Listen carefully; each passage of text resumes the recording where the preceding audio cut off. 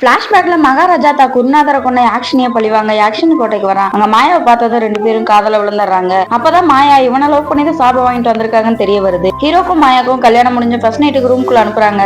ரெண்டு பேரும் ஒன்னா இருக்கும்போது மாயா அவனை கொல்ல பாக்குறா. அப்போ கதா தட்டுற சத்தம் கேட்டு என்னன்னு கேட்டா ஃபேமிலியில இருக்க ஒரு ஆளு இறந்திருக்காங்கன்னு சொல்லி நீங்க 11 நாளைக்கு ஒண்ணு சேரக்கூடாதுன்னு சொல்லிடுறாங்க. அப்படி இருந்தும் மாயா ஹீரோ விடாம தனியா ஒரு ரூம்குள்ள ரொமான்ஸ் பண்றாங்க. அப்போ ஃபேமிலி ஆளுங்க உள்ள வர்றாங்க. வந்தவங்களுக்கு மசாஜ் பண்ணன்னு சொல்லி அவங்க முதல்லயே கீறி விட்டுறா. அதுக்கப்புறமும் ஹீரோவை மாயா நைட்டு தனியா கூட்டிட்டு போய் ரொமான்ஸ் பண்ண ட்ரை பண்றா. அப்போ மொத்த குடும்பமும் பக்கத்துல வந்து உட்காந்துட்டு ஒண்ணு சேர விட மாட்டாங்க. அந்த வீட்டுக்கு மாயா ஏற்கனவே மயக்கணும் தான் இப்ப எல்ஐசி ஏஜென்ட்டா வந்திருப்பா. அவங்கிட்ட இவர் எப்படி இறந்தாரு எனக்கு டவுட்டா இருக்குன்னு கேட்பா. அவனும் செக் பண்ணி சொல்றேன்னு சொல்லிடுறான். அதுக்கப்புறம் ஹீரோ அங்க வந்து நம்ம வீட்டுலதான் சேர விட மாட்டாங்க, அதனால ஹோட்டல்ல ரூம் புக் பண்ணிருக்கேன்னு போலான்னு சொல்றான். கேட்டதுமே மாயா ஹாப்பி ஆயிடுறா.